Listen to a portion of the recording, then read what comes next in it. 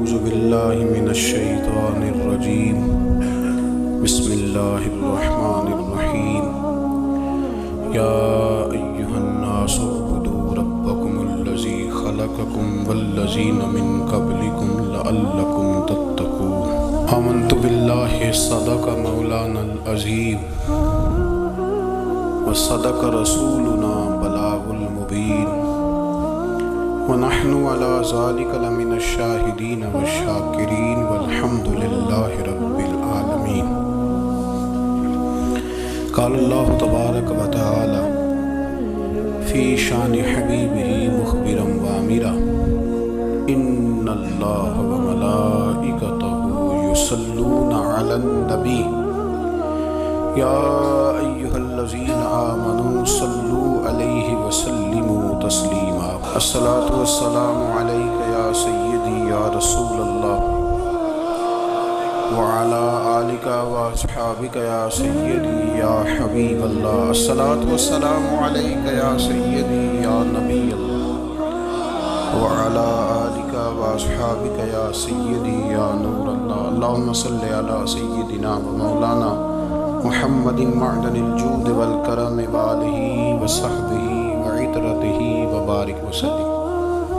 تمام تعریفیں حمد و ثنا اللہ تبارک و تعالیٰ کے لیے، درود و سلام نبی اکرم نور مجسم شفیع معظم احمد مجتبیٰ جناب حضرت سیدنا محمد مصطفیٰ صلی اللہ تعالیٰ علیہ وسلم کی ذات والا صفات کے لیے حمد و صلات کے بعد، دوستو، بزرگوں اور بھائیوں، قرآن مجید فرقان حمید میں اللہ تبارک و تعالیٰ نے فرمایا ہے اپنے بندوں کو اپنی عبادت کی طرف توجہ دلائی، اپنے بندوں کے دلوں میں عبادت کا شوق، ذوق اور نظریہ پیدا فرمایا یا ایھا الناس اعبدوا ربکم الذی خلقکم، اے ایمان والو، اے لوگو، اپنے اس رب کی عبادت کرو جس نے تمہیں پیدا کیا ہے، والذین من قبلکم، اور ان لوگوں کو بھی پیدا کیا ہے جو تم سے پہلے تھے، تمہیں عبادت کا نفع یہ ملے گا لعلکم تتقون، کہ تم پرہیزگار ہو جاؤ گے۔ عبادت اس لیے کرو کہ اللہ نے تمہیں پیدا کیا ہے، اور اس لیے کہ تم سے پہلے لوگوں کو بھی اللہ نے پیدا کیا ہے، اور پھر ارشاد فرمایا کہ الذی جعل لکم الارض فراشا، وہی رب ہے جس نے تمہارے لیے زمین کو فرش بنایا، والسماء بناء، اور آسمان کو چھت بنایا، وانزل من السماء ماء فاخرج به من الثمرات رزقا لکم، زمین کو فرش بنایا، آسمان کو چھت بنایا، پھر آسمان سے پانی برسایا جس کے ذریعے پھل نکالے، اور وہ بھی کسی اور کے لیے نہیں، رزق لکم، تمہارے رزق کے لیے، وہ بھی تمہارے رزق کے لیے، یہ ساری نعمتیں تمہیں دی ہیں، اب فلا تجعلوا للہ اندادا، اب تم اللہ کے ساتھ کسی کو شریک نہ بناؤ، وانتم تعلمون، اور تم جانتے بھی ہو، تمہیں خبر بھی، تمہیں پتہ ہے کہ عبادت اللہ کی کرنی چاہیے، تمہیں پتہ ہے کہ نماز پڑھنی چاہیے، تم جانتے ہو کہ نوافل ادا کرنے چاہیے، تمہیں پتہ ہے کہ سجدے آنکھیں بند کر کے، جھوٹ کی زندگی جی کے، اپنے ساتھ بددیانتی کر کے، دھوکہ دے کے، اپنے آپ کو دائیں بائیں، اپنے آپ کو کہیں مصروف رکھ کے کچھ وقت ضائع تو کر لیتے ہو، پر تمہیں پتہ تو ہے نا کہ عبادت اللہ کی کرنی، تمہیں اس کی خبر ہے۔ فرمایا اس رب کی، دیکھیں نا، انسان پر اگر کوئی شخص نیکی کر دیتا ہے، احسان کر دیتا ہے، تو انسان اس کے سامنے پھر گردن نہیں اٹھا سکتا، یار یہ میرے مشکل وقت کا دوست ہے، اس نے میرے ساتھ نیکی کی ہے، کبھی بھی گردن نہیں اٹھائے گا، جھکا کے رکھے گا۔ تو اگر عام کوئی نیکی کر دے تو اس کے سامنے انسان کبھی گردن نہیں اٹھاتا، تو جو رب ساری نعمتیں عطا فرمائے، جو کہے کہ تیری تخلیق میں نے کی، تجھ سے پہلوں کو بھی پیدا میں نے کیا، تیرے لیے زمین کا بچھونا بھی میں نے بچھایا، آسمان کی چھت بھی میں نے لگائی، تیرے لیے زمین سے ساری اناج کو، پھل کو، کھیتیوں کو نکالا بھی تیرے لیے، اب تو اس طرح کر کہ تو میری عبادت کر، تو میری بارگاہ میں جھک جا۔ بہت سارے نشے لوگوں کو لگے ہوئے ہوتے ہیں، ہر آدمی کوئی نہ کوئی نشہ کرتا ہے، کوئی دولت کا کرتا ہے، کوئی شہرت کا کرتا ہے، کوئی اپنی تعریف کا نشہ کرتا ہے، دو چار لوگوں سے تعریف سن کے مطمئن ہو جاتا ہے۔ ناراض تو نہیں ہوگے اس جملے سے؟ آپ کرتے ہیں لوگ دولت کا نشہ بھی، یہ جب نقصان ہوتا ہے تو بندے بیمار نہیں ہو جاتے، پیسے ڈوب جاتے ہیں تو لوگ بیمار نہیں ہو جاتے، تو اس کا مطلب یہ ہوتا ہے کہ نشہ ٹوٹ گیا ہے۔ بہک ہوئے ہیں نا تھوڑے سے تو کانپتے ہیں، تڑپتے ہیں، پریشان۔ نشہ ہی اسی طرح ہی کرتا ہے نا، نہیں ملتا تو پریشان ہوتا ہے۔ یہ سارے نشے ہیں، مختلف قسم کا نشہ۔ ہم مانتے نہیں اس بات کو، تسلیم نہیں کرتے، کیونکہ تسلیم کرنا بڑا مشکل کام ہے، اس کے لیے تو بڑی ساری چیزیں جو ہیں وہ دبوچ کے اور بڑی سارے رستے پھلانگ کے آنا پڑتا ہے، تو بڑا مشکل ہے ماننا، ورنہ کرتے ہیں ہم، ہمارا مزاج ہے۔ یہ گھومنے پھرنے کا، دنیا دیکھنے کا بھی ایک نشہ ہے، یہ بہت ساری باتیں کرنے کا بھی ایک نشہ ہے، گپ شپ کا بھی ایک نشہ ہے۔ دو چار لوگوں کی جب تک پگڑیاں نہ کھول لیں، بعض لوگوں کو نیند نہیں آتی، یہ غیبت کا، چغلی کا، بددیانتی کا، یہ بھی ایک نشہ ہے۔ اس پر مولا رومی رحمۃ اللہ نے بڑا کلام لکھا ہے، وہ کہتے ہیں مانگ کے کھانے کا بھی نشہ ہے، مانگ کے کھانے کا بھی نشہ ہے۔ وہ کہتے ہیں کہ ایک بھیک مانگنے والی خاتون تھی، تو بادشاہ کے پاس بھیک مانگنے آئی، تو بادشاہ کو پسند آ گئی، اس نے شادی کر لی۔ اب اس کو عادت تھی بھیک مانگ کے کھانے کی، تو وہ کنیزوں سے کہا کرتی تھی کہ فٹافٹ نہ روٹی لے کے آیا کرو، میں 2-3 دفعہ مانگوں تو پھر لایا کرو، کیونکہ ایک نشہ ہے نا، تو میں مانگوں 2-4 دفعہ تو پھر۔ تو انسان بہت سارے نشے کرتا ہے، یہ مانتا نہیں، یہ موبائل، یہ فیس بک، یہ سارے نشے ہی ہیں۔ اپنی فوٹو لگا لینا، سارا دن اسی کو دیکھتے رہنا، اور بڑے بڑے سیانے بندے جو وزادار ہیں، بڑے وزادار لوگ ہیں، لیکن وہ بھی سنجیدگی کے قائل نہیں، اس طرح کے نشوں کا شکار ہیں۔ یہ سارے نشے ہیں جو ہم نے پال لیے۔ ہمارے صوفیاء، ہمارے بزرگ فرماتے ہیں کہ تم اس طرح کرو، اگر سارے نشوں سے بچنا چاہتے ہو تو سجدے کا نشہ شروع کرو، سجدے کا نشہ شروع کرو۔ یہ نا اقبال کہتے ہیں، عطار ہو، رومی ہو، رازی، آپ بات کو سمجھیں، عطار ہو، رومی ہو، رازی ہو، غزالی ہو، کچھ ہاتھ نہیں آتا بے آہ سحر گاہی۔ کہتے ہیں بہت بڑا صوفی ہو جیسے فرید الدین عطار تھے، بہت بڑا تصوف کا امام ہو جیسے امام غزالی تھے، بہت بڑا تفسیر کا استاد ہو جیسے امام رازی ہو، عطار ہو، رومی ہو، رازی ہو، غزالی ہو، پر کچھ ہاتھ نہیں آتا بے آہ سحر گاہی۔ اگر سویرے اٹھ کے روتا نہیں نا اللہ کی بارگاہ میں، اگر تہجد نہیں نہ پڑھتا، تو کچھ ہاتھ نہیں آتا بے آہ سحر گاہی، پھر اس کو کوئی چیز نصیب۔ میری بات کی سمجھ آ رہی ہے آپ حضرات؟ جب تک آپ سویرے نہیں اٹھتے، آپ اللہ اللہ نہیں کرتے، آپ کو نوافل کا چسکا نہیں، عبادت کا مزہ نہیں، فرمایا میری عبادت کرو، یہ شوق پیدا کرو، میں نے تمہیں پیدا کیا ہے۔ ہم لوگوں کے نشے، مختلف نشے، بڑا عجیب رنگ ہے۔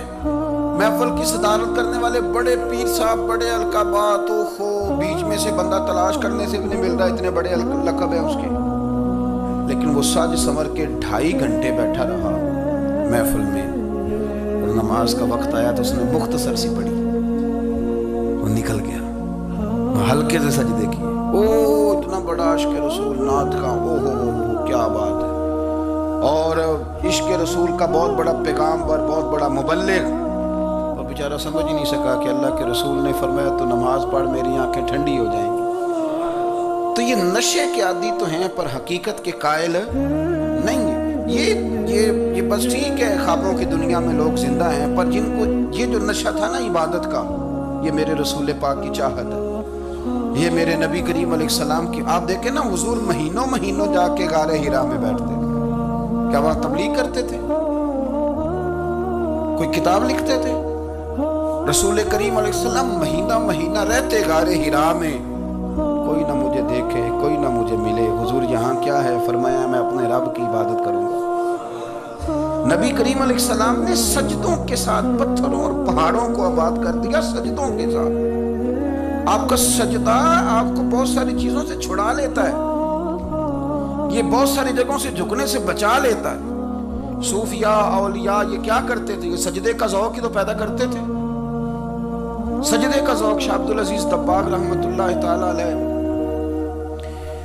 اپنے مریدوں سے فرمایا کرتے تھے کہ اگر تم پکے نمازی بن جاؤ نا، تہجد گزار ہو جاؤ، تو میرے پاس آنا جانا چھوڑ دینا۔ عرض کی حضور کیوں؟ فرمایا میں تمہارے اور رب رسول کے راستے میں رکاوٹ نہیں بننا چاہتا، اور میرا مقصود ہے تمہیں وہاں تک پہنچانا۔ جب پہنچ گئے تو پھر میری ضرورت ختم ہو گئی۔ ہاں کبھی وسوسہ آئے، شک پیدا ہو، تکلیف ہو تو آنا، ورنہ میں نہیں چاہتا کہ میں رکاوٹ بنا رہوں۔ تم اللہ اللہ کرو، اس مالک کو راضی کرو۔ میرے رسول پاک علیہ وسلم نے فرمایا بندہ اللہ کے سب سے قریب اس وقت ہوتا ہے جب وہ سجدے کی حالت میں ہوتا ہے۔ کس کے قریب ہوتا ہے؟ اللہ کے سب سے قریب ہوتا ہے۔ وہ بڑا نیڑے ہے رب کے، بڑا قریب ہے، اس لیے کہ وہ حالت سجدہ میں، وہ جب سجدے کرتا ہے نا اس کی بارگاہ میں جب جھک جاتا ہے۔ آپ ذرا سجدے کی کیفیت دیکھیں نا، زبان بھی یہاں ہے، آنکھ بھی یہاں ہے، کان بھی، عقل بھی ساری، اس نے سارا کچھ رکھ دیا سجدے۔ آپ وہ کبھی پیچھے جائیں تو دیہاتوں میں کہا جاتا تھا ناک سے نکیریں نکالو، بہت بڑی سزا ہوتی تھی نا، ناک سے نکیریں نکالو، بڑی سزا ہوتی تھی۔ تو اس نے کہا مالک مجھے کسی نے کہا نہیں، پر دیکھنا میں نے رکھ دی ساری عقل سجدے میں، اور رکھ کے کہا کیا؟ سبحان ربی یا اللہ، اللہ میں پست ہوں تو اعلیٰ ہے، اللہ تو میرا رب ہے اور تو سب سے اعلیٰ اتنا۔ اور فرمایا جب یہ اس کیفیت میں ہوتا ہے تو پھر یہ اپنے رب کے قریب ہوتا ہے۔ کثرت عبادت، نوافل۔ ہمارے ہاں عمرے کی قرآن اندازی محفلوں پہ ہونے لگ گئی ہے، حالانکہ حدیث سے ثابت نہیں۔ میں دوستوں سے کہتا ہوں جائز ہے، کرنی چاہیے، عمرے کی قرآن اندازی جائز ہے، پر کسی حدیث میں نہیں آئی کہ قرآن اندازی کرو عمرہ کرو۔ حدیث میں قرآن اندازی یہ آئی ہے کہ نبی پاک علیہ السلام نے فرمایا تمہیں پتہ چل جائے نا پہلی صف کا ثواب کتنا ہے، تم قرآن اندازی کرو۔ عمرے کی قرآن اندازی کا تو پوسٹر چھپتا ہے، تو یہ والی قرآن اندازی کب ہونی ہے؟ ہونی چاہیے کہ نہیں؟ حضور نے فرمایا تمہیں پتہ چلے کہ اس کا ثواب کتنا، تو تم قرآن اندازی کرو، تم قرآن ڈالو۔ جب آپ نماز پڑھ رہے ہوتے ہیں، جب آپ کا مصلی آباد ہوتا ہے، صلاح الدین ایوبی ایک بزرگ سے ملاقات ہو گئی، بیت المقدس پر قبضہ تھا عیسائیوں کا، تو صلاح الدین بڑے پریشان تھے۔ بابا جی کہنے لگے پتر کیا ہوا؟ کہنے لگے حضور پتہ چلا ہے دشمن کے 2 بحری بیڑے اسلحہ لے کے آ رہے، مسلمان پہلے ہی کمزور ہیں، اور اب اگر 2 بحری بیڑے اور آ گئے تو حضور مسئلہ بن جائے گا۔ تو میں پریشان ہوں کہ کس طرح یہ کم مسئلے والی ہماری فوج ہے کیسے مقابلہ کرے گی۔ تو بابا جی کہنے لگے پتر اس طرح کرنا، آج رات تو بھی دعا کرنا اور میں بھی کروں گا، تو بھی دعا کرنا، آپ ناراض نہ ہونا، ہم تو پیروں والے ہیں، ہم تو پیروں کے نوکر غلام ہیں، ہمارا تو گزارا ہی نہیں، ہمیں تو ملتا ہے سارا کچھ وہاں سے۔ پر میرا سوال یہ ہے کہ تعویذ لینے جاتے ہو نفل کیوں نہیں پڑھتے؟ رات اللہ اللہ کیوں نہیں کرتے؟ یہ بھی تو ہمارے بزرگوں کا ہی طریقہ ہے، انہوں نے تو ہمیں سکھایا ہے۔ صلاح الدین ایوبی سے بزرگوں نے کہا کہ رات آج نا اللہ اللہ کرنا، تو میں تیرے لیے دعا کروں گا، تو بھی دعا کرنا۔ تو بندہ جب دکھی ہوتا ہے تو سجدہ کرتا ہے، تو پھر ہی تو مصلی بھیگ جاتا ہے، پھر ہی تو مزہ آتا ہے۔ سکھی بندہ تو کعبے جا کے نہیں روتا، دکھی تھے، تکلیف تھی، تو سر رکھا سجدے میں تو تڑپ گئے۔ اور وہ بابا جی کہتے ہیں میں مسجد آیا تو صلاح الدین چیخیں مار کے رو رہا تھا اور کہہ رہا تھا مالک میں کوئی اپنی شان کے لیے تو نہیں نہ لڑ رہا، اللہ کو میں کوئی قبضوں کے لیے تو نہیں لڑ رہا، مالک تیرے لیے لڑ رہا ہوں، مجھے بے آبرو نہ کرنا، میری مدد فرما۔ کہتے ہیں میں آیا تھا کہ مسجد میں دعا کروں گا، پر صلاح الدین ایوبی کو روتے دیکھا تو میں لوٹ گیا۔ تو سویرے صلاح الدین ملے تو بڑے خوش تھے، میں نے کہا پتر کیا ہوا؟ کہنے لگے حضور وہ بحری بیڑے 2 آ رہے تھے نا اسلحہ لے کے، دونوں ڈوب گئے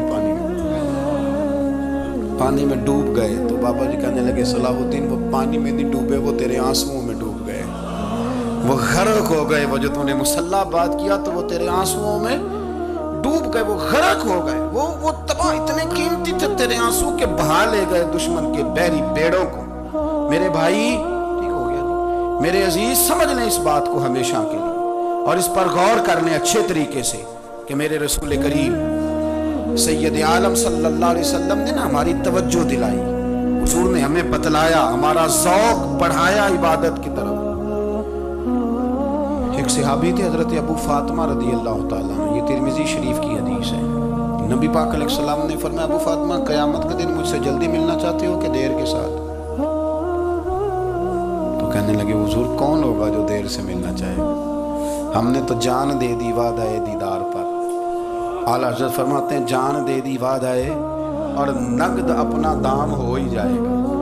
مجھے لگتا ہے کہ یہ سودا نقد و نقد ہو جانا ہے، چونکہ ہم نے جان دے دی وعدہ دیدار پر۔ آپ نے وعدہ کیا تھا کہ مریں گے تو پھر زیارت ہوگی، تو مر گئے ہم زیارت کی خاطر۔ جان دے دی وعدہ دیدار پر تو نقد اپنا دام ہو ہی جائے گا۔ اے رضا ہر کام کا ایک وقت ہے، دل کو بھی آرام ہو ہی جائے گا۔ تو حضرت ابو فاطمہ رضی اللہ تعالیٰ عنہ سے نبی پاک صلی اللہ علیہ وسلم نے فرمایا جلدی ملنا چاہتے ہو کہ دیر سے؟ عرض کی حضور فٹافٹ ملنا ہے، میں نے قیامت کے دن آپ سے جلدی ملنا ہے۔ تو نبی پاک علیہ السلام نے فرمایا پھر اس طرح کرنا، دنیا میں رہ کے سجدے زیادہ کرنا، پھر سجدے زیادہ کرنا، قیامت میں ملاقات جلدی ہو جائے، قرب ملے گا تمہیں۔ اپنے بچوں کے اندر لیکن ہم شوق پیدا کرتے ہیں، ہمیں صحیح لفظ نہیں بولنے آتے پر ہم بچوں میں شوق پیدا کرتے ہیں کہ پتر ڈاکٹر بن جائے گا تو بڑا نفع کرے گا، تو لوگوں کی خدمت کرے گا، ملک و ملت کی خدمت کرے گا، تیرے ابا کا نام روشن ہوگا، تیرے دادا کی تعریفیں ہوں گی۔ ہم یہ ذوق پیدا کرتے ہیں، ہم اپنے نوجوانوں کے اندر یہ فکر پیدا کرتے ہیں، انہیں ہم سمجھاتے ہیں کہ میاں جب تم پڑھو گے محنت کرو گے تو فلاں آدمی کی طرح تمہارا نام ہوگا۔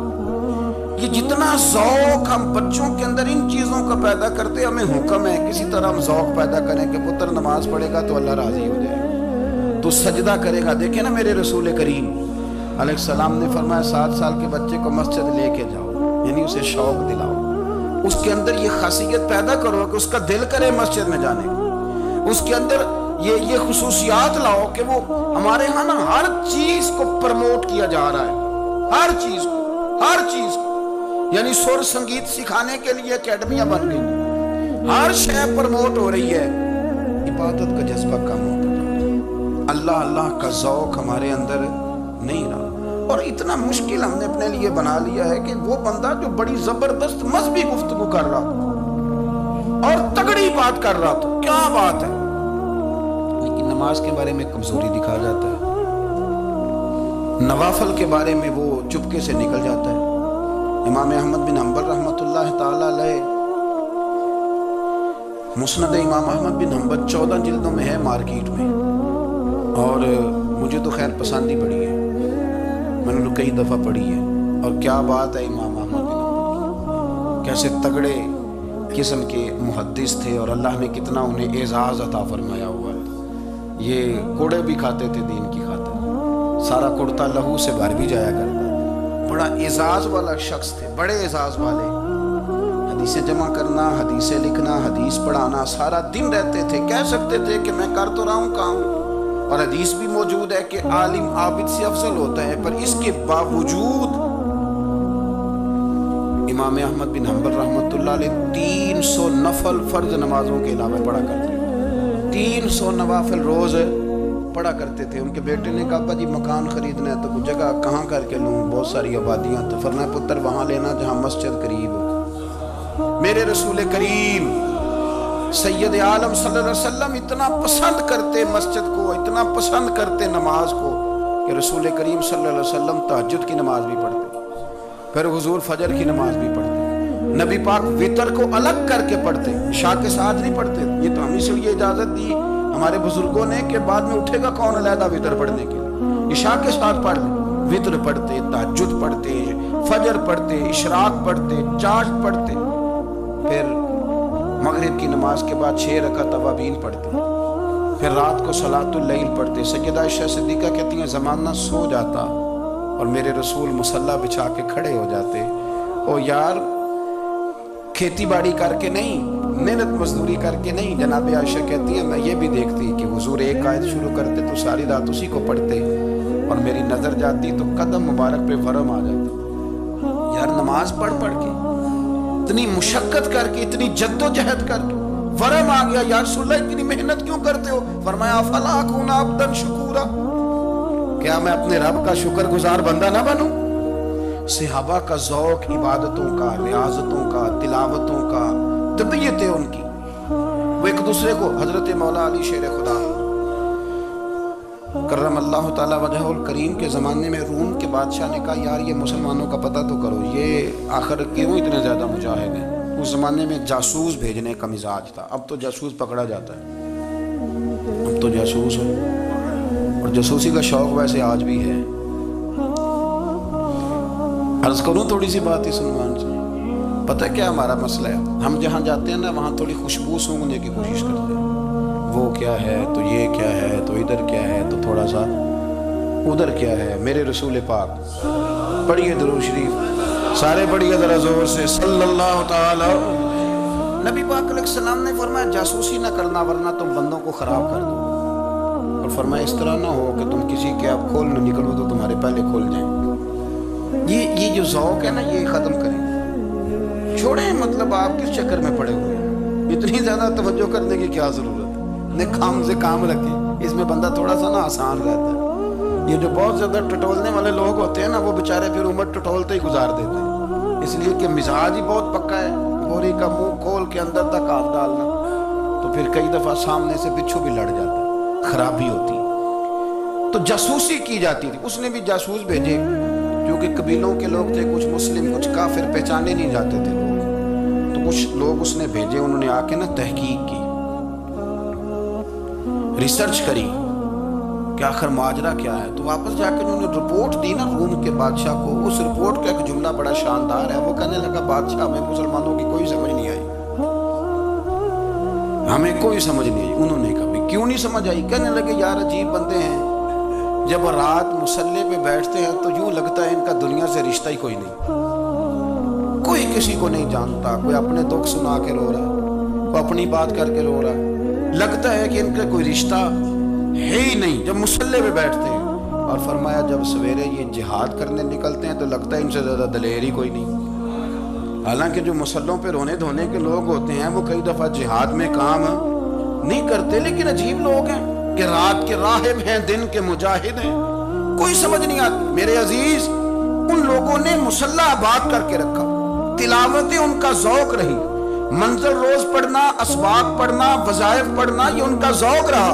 اعلیٰ حضرت بریلوی رحمت اللہ نے 1000 کتاب لکھی ہے، لیکن الوظیفۃ الکریمہ کے نام سے جو وہ صبح و شام وظائف پڑھتے تھے وہ الگ انہوں نے ان کو بیان کیا، پابندی کے ساتھ اپنی اللہ اللہ کرتے. شیخ شہاب الدین سہروردی رحمت اللہ علیہ اس پر ایک بندے نے اعتراض کیا. اس نے کہا جی آپ کس قسم کے صوفی ہیں، مرید بیٹھے ہیں اور آپ وہاں نفل پڑھ رہے ہیں. یہ بھی بڑا مسئلہ ہوتا ہے نا. جو بندہ ملنے آتا ہے وہ اپنے ٹائم کے حساب سے آتا ہے، اور اس کا یہ بھی خیال ہوتا ہے کہ پیر صاحب جو ہیں وہ چونکہ درویش ہیں تو نہ انہیں روٹی کھانی چاہیے نہ سونا چاہیے، چونکہ وہ درویش ہیں، اور ہم چونکہ درویشوں کے ماننے والے ہیں لہذا ہمارا یہ طریقہ ہونا چاہیے کہ جیسے ہم کہیں درویش ویسے ہی کر جائے. حالانکہ جس کو آپ درویش کہیں گے آپ اس کی مانیں گے، آپ منوائیں گے نہیں، ہمارا مزاج ہوتا ہے. شیخ شہاب الدین پر لوگوں نے اعتراض کی، حضور لوگ ملنے آئے ہیں، زیارت کرنے آئے ہیں، یہ بندے دعا کرانے آئے ہیں، اللہ اللہ کرانے آئے اور آپ نفل پڑھ رہے ہیں. کیا جملہ ہے، کیا حسن ہے، کیا خوبصورتی ہے. فرمانے لگے رب رسول سے مانگنے کے لیے مصلی بچھایا ہے، اگر وہاں سے مانگوں گا نہیں تو تمہیں دوں گا کیا؟ پہلے مجھے کچھ لے تو لینے دو، اگر میرے پلے کچھ ہے ہوگی تو آگے دوں گا نا. تو میں مانگنے گیا تھا کہ یا اللہ دے، تیرے بندے لینے آئے دے، تو میں کچھ لوں گا تو آگے دوں گا نا. لیکن ہمارا یہ سٹیٹس، یہ مزاج، یہ شعور نہیں ہے. گپیں، کہانیاں، داستانیں، گفتگو، خطابت، واز، کیا بات. لیکن اگر کچھ کرنے کا کام ہو تو وہ نہیں ہم سے ہوتا. میرے نبی کریم علیہ الصلوۃ والسلام نے مصلی سے دل لگانے کا درس دیا. حضور نے توجہ دلائی. صحابہ اس ذوق کے حامل لوگ تھے، وہ کوشش کرتے تھے. جناب صدیق اکبر رضی اللہ تعالیٰ عنہ کا عبادت کا مزاج ہمیشہ قائم رہا. حضرت عمر فاروق ساری رات اللہ کے حضور کھڑے رہے. حضرت عثمان غنی رضی اللہ تعالیٰ عنہ عشاء کی نماز پڑھ کے 2 رکعتوں کی نیت باندھتے تھے. 15 سپارے پہلی رکعت میں پڑھ دیتے اور 15 سپارے قرآن مجید کے دوسری رکعت میں پڑھ دیتے. آپ نے نا حضرت عمر فاروق کے وصال کے بعد ان کی ایک بیوہ سے نکاح کیا. حضرت عثمان غنی نے نکاح کیا. وہ خاتون آپ کے نکاح میں آئیں تو عرض کرنے لگیں امیر المومنین میرے لیے اعزاز تو بہت ہے کہ میں امیر المومنین کی بیوہ تھی تو امیر المومنین کی منکوحہ ہو گئی ہوں، لیکن حضور نہ تو میں جوان ہوں کہ میرے اندر رغبت ہوتی اور نہ میں اب اس قابل ہوں کہ کوئی خدمت کر سکوں، میرے ساتھ نکاح کی وجہ کیا بنی؟ تو عثمان غنی رو پڑے. فرمانے لگے میں نے عمر فاروق کو مسجد میں اپنے رب سے ڈرتے ہوئے دیکھا، میں نے اسے روتے ہوئے دیکھا ہے، عدل کرتے دیکھا ہے، انصاف کرتے دیکھا ہے، امت کی خیر خواہی کرتے دیکھا.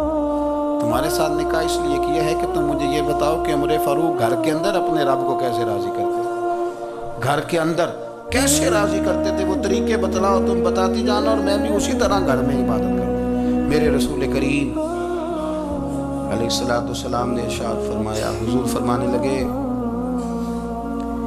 جس گھر میں اللہ کا ذکر ہوتا ہے وہ گھر زندوں کا ہے، اور جس گھر میں رب کریم کا ذکر نہیں ہوتا وہ گھر زندوں کا نہیں ہے. گھر نا ہم نا کتابوں میں پڑھتے ہیں کہ ایک بزرگ کہتے ہیں، حضرت فضیل بن عیاض کہتے ہیں کہ میں ایک گلی سے گزر رہا تھا تو گھر کے اندر کسی قاری صاحب نے قرآن کی آیت پڑھ دی وَلِمَنْ خَافَ مَقَامَ رَبِّهِ جَنَّتَانِ. میں میرے کانوں سے ٹکرائی تو اللہ نے میری کایا ہی پلٹ دی، میں توبہ کر گیا. اب گھر کے اندر سے آواز آئے تو صحیح نہ تلاوت کی، پر اندر سے آواز آتی نہیں، یا ڈیک بجنے کی آواز آتی ہے، یا ٹی وی چلنے کی آواز آتی ہے، یا دھوم مچانے کی آواز آتی ہے. عبادت کا وہ جو خاص شوق تھا، وہ جو حسن تھا، وہ جو توانائی تھی، وہ جو بات تھی. ایک جگہ پہ ہم بیٹھے تھے تو وہاں ایک صاحب آئے اور انہوں نے آتے ہی کہا کہ مہربانی کریں ذرا مجھے مصلی دے دیں، میرے نہ کچھ نفل رہ گئے. تو میں نے وضو کر لیا تو کوئی مصلی مل جائے. مصلی انہیں دے دیا گیا، وہ مصلی لے کے چلے گئے تو پیچھے ایک صاحب نے تبصرہ کیا، کہنے کتنا ریاکار بندہ ہے، لوگوں کو دکھا رہا ہے کہ میں نفل پڑھتا ہوں، ہے کو بات کرنے والی. میں نے اسے کہا، میں نے کہا تو مہربانی کرنا اس طرح کی ریاکاری تو بھی کر، پکڑ مصلی اور جا تو بھی تھوڑی ریاکاری کر کے آ، اٹھ ذرا شکر کر. کوئی یہ ریاکار بھی ملا ہے، کوئی نفل پڑھ کے ریاکاری کر رہا ہے. اللہ کا میں کہتا ہوں کو پڑھے تو صحیح نہ، یار یہ کوئی دور ہے نفل پڑھنے کا، اس میں تو لوگوں کا مزاج ہی نہیں، طبیعت ہی نہیں. میں نے کہا چل مہربانی کر یہ لے مصلی اور تو بھی جا تھوڑی سی ریاکاری کرو تو صحیح نا. مزاج ہی نہیں، ذوق. جمعے کی نماز پڑھ کے یوں دنیا بھاگتی ہے، اوہ ہو پتہ نہیں کون سی پیچھے آگ تھی جو بجھائی جائے گی. اور آج تک لوگ مسئلہ پوچھ رہے ہیں کہ جمعے کی بعد والی سنتیں کتنی ہوتی ہیں. میں نے کہا کتنے سال ہو گئے جمعہ پڑھتے، کتنے سال ہو گئے، ابھی تک سنتوں کا نہیں پتا، ابھی تک نہیں علم کے پہلے کتنی رکھتے ہیں اور بعد میں کتنی رکھتے ہیں. فجر کی سنتیں کب پڑھنی چاہیے، سنو فجر کی سنتوں کے بارے. میرے رسول کریم سید عالم صلی اللہ تعالیٰ علیہ وسلم سے ایک صحابی نے پوچھا تھا، حضور میری فجر کی سنتیں رہ گئیں یا رہ جاتی ہیں تو حکم کیا ہے؟ کیا انداز ہے حضور کا. بخاری مسلم کے لفظ سنو، حضور سید عالم صلی اللہ علیہ وسلم فرمانے لگے، اس نے کیا پوچھا تھا، حضور جواب کیا دیتے؟ فرمایا فجر کی سنتیں کبھی نہ چھوڑنا، فجر کی پہلی 2 سنتیں کبھی نہ چھوڑنا. یا رسول اللہ صلی اللہ تعالیٰ علیہ وسلم میری رہ گئی ہیں، رہ جاتی ہیں. فرمایا فجر کی 2 سنتیں نہ چھوڑنا. فرمایا فجر کی پہلی 2 سنتیں مجھے دنیا اور دنیا کے اندر جو کچھ ہے وہ سب سے زیادہ پیاری ہے. فجر کی 2 سنتیں دنیا اور دنیا میں جو کچھ ہے مجھے وہ سب سے زیادہ پیاری ہیں، اس لیے فجر کی سنتیں نہ چھوڑ. اپنا ذوق، اپنی طبیعت، ہم نے نا ذوق غلط بنا لیا.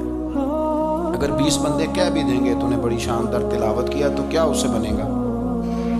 100 بندہ کہہ بھی دے تیری کیا بات ہے، کیا بات ہے نعت خان کی، کیا بات ہے علامہ صاحب کی، پیر صاحب کی، پیر مہر علی شاہ صاحب رحمت اللہ علیہ. آپ تشریف فرما تھے تو آپ کے ایک ہی بیٹے بابو جی جن کو کہا جاتا ہے، جس دن صاحبزادے پیدا ہوئے تو خادم نہ وہاں سے نکلا.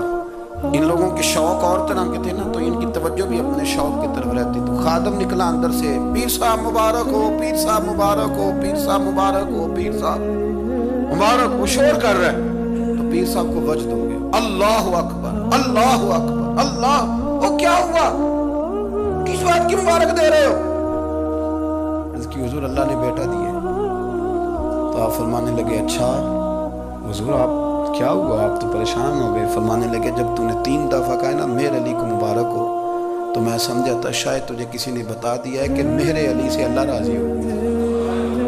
میں سمجھا تھا کہ شاید تم یہ خبر لے کے آیا ہے کہ کسی نے بتایا ہے کہ مجھے آج خبر ملی ہے کہ میرے علی سے رب اچھا پتر ہوا ہے، الحمدللہ اللہ کا شکر ہے، پر میرے لیے مبارک کا دن وہ ہوگا جب میرا رب کہے گا کہ میں میرے علی سے راضی ہوں، میرے محبوب کہیں گے کہ میں میرے علی سے، آپ بات کو سمجھیں۔ شوق ہی کسی اور طرف تھا، دل ہی کہیں اور لگا ہوا تھا، طبیعت ہی کہیں اور مائل تھی۔ کوئی وظیفہ پوچھتے تھے تو پڑھتے تھے وہ لوگ، کچھ اللہ اللہ انہیں بتائی جاتی تھی تو کرنے کا ذوق رکھتے تھے، طبیعت تھی، قائل تھی۔ حضرت ربیع کہتے ہیں میں بڑی دور سے سفر کر کے گیا حضرت اویس کرنی سے ملنے، بڑی دور سے، اور جب میں پہنچا تو فجر کا وقت تھا، تو حضرت اویس کرنی کو میں نے پا لیا، تو وہ نماز پڑھ کے نا قرآن شریف لے کے بیٹھ گئے۔ فرماتے ہیں اشراق چاشت کا وقت ہوا تو نفلوں کی نیت باندھ لی۔ محدث ابن الجوزی نے لکھا ہے، فرماتے ہیں پھر جب زوال کا وقت ہوا تو مسجد میں جھاڑو دینے لگا، زور کی نماز پڑھ کے تو عصر کی تیاری تک وہ مسجد میں بیٹھے رہے۔ اور میرے نبی پاک علیہ السلام نے فرمایا جو نماز کے انتظار میں بیٹھا ہو وہ نماز ہی میں ہے، وہ نماز ہی میں ہے۔ فرمایا میری دنیا میری امت کی جو رہبانیت ہے نا وہ اتنی ہے کہ نماز کا انتظار کرے، اذان کے بعد نماز کا یہ راہب ہے، یہ اس وقت چھوڑ کے بیٹھے ہیں سارا کچھ۔ فرماتے ہیں عصر تک انہوں نے اللہ اللہ کی، پھر مغرب تک کی، عشاء کی نماز ہوئی تو نماز پڑھی تو وہ تھک گئے، اب مجھے وہ فارغ ہوں مصلی چھوڑے تو میں ملاقات کروں نا۔ یہ آپ حیران نہ ہو کہ اتنی دیر بندہ کیسے اللہ اللہ کر، ہم نے کی نہیں نا اس لیے ہم پریشان ہیں، جو عادی ہوتے ہیں وہ کر بھی لیتے ہیں، وہ یہ کام، میری بات کی سمجھ آ رہی ہے؟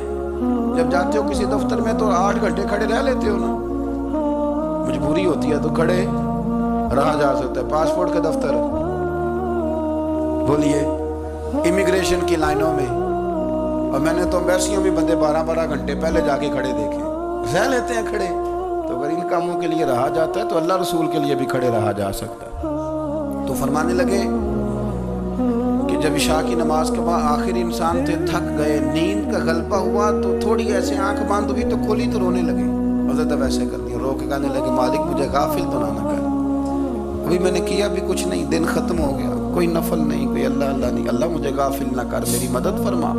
فرماتے ہیں جب وہ روئے تو میرے ساتھ جو شخص تھا میں نے کہا اٹھو چلیں، کہنے لگا حضور ملنا نہیں، فرمایا جو میں لینے آیا تھا وہ مجھے مل گیا، جو میں ان سے سیکھنے آیا تھا وہ مجھے نصیب ہو گیا، اب اور میں نے کیا لینا، ختم ہو گئی بات، اٹھو چلیں۔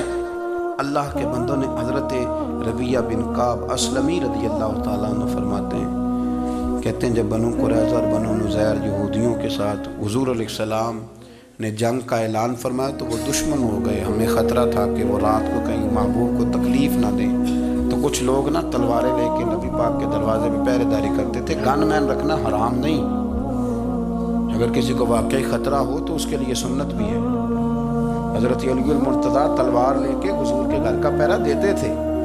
حضرت ربیعہ بن کعب اسلمی رضی اللہ تعالیٰ عنہ فرماتے ہیں کہ رات میری ڈیوٹی تھی کہ میں حضور کے گھر کا پہرا دوں گا، تو فرماتے ہیں میں باہر سن رہا تھا، ساری رات ہی میرے نبی پاک نے اللہ کی تسبیح پڑھی، ساری رات، کبھی تسبیح، کبھی تحلیل، کبھی تحمید، کبھی تکبیر، ساری رات۔ فرماتے ہیں ساری رات حضور پڑھتے رہے اور ساری رات ہی میں سنتا رہا، مجھے اونگ آ گئی، میری آنکھ لگ گئی، حضور ابھی پڑھ رہے تھے، میں تھک کے سو گیا، اور فرماتے ہیں جب میری آنکھ دوبارہ سے کھلی تو میرے کانوں میں پھر کوئی چیز گونجی تو میں نے کان لگایا تو میرے حبیب ابھی بھی اللہ کو یاد کر رہے، ساری رات حضور رب کی عبادت کرتے، اسی لیے تو کہا یا ایھا المزمل قم اللیل الا قلیلا، حبیب ساری رات تو نہ جاگا، تھوڑا آرام بھی کر لیا گا۔ میرے بھائی اپنا مصلی، اپنی عبادات، اپنے وظائف، اللہ اللہ جو آپ نے کسی سے سیکھی ہے اس کو کبھی کمزور نہ ہونے دیں۔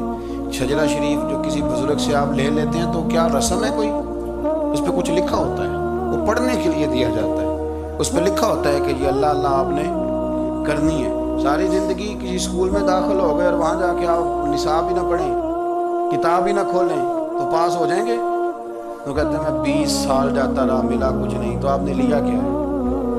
ایک اتنی سی کتاب تھی، اس کو تو کھول کے آپ دیکھ نہیں سکے، اس کے وظائف تک تو رسائی نہ ہوئی، اس لیے کہ اللہ اللہ کرنا مشکل ہے اور تصویر کھچانا یہ آسان کام ہے۔ تو جو آسان ہے اس طرف ہماری توجہ لگی رہتی ہے اور جو مشکل ہے اس طرف ہم ذوق پیدا نہیں کرتے۔ یا ایھا الناس اعبدوا ربکم الذی خلقکم والذین من قبلکم لعلکم تتقون، اے لوگوں اس رب کی عبادت کرو جس نے تمہیں پیدا کیا اور تم سے پہلوں کو پیدا کیا، اس لیے عبادت کرو کہ تم پرہیزگار ہو جاؤ گے۔ مالک سمجھنے کی توفیق عطا فرمائے۔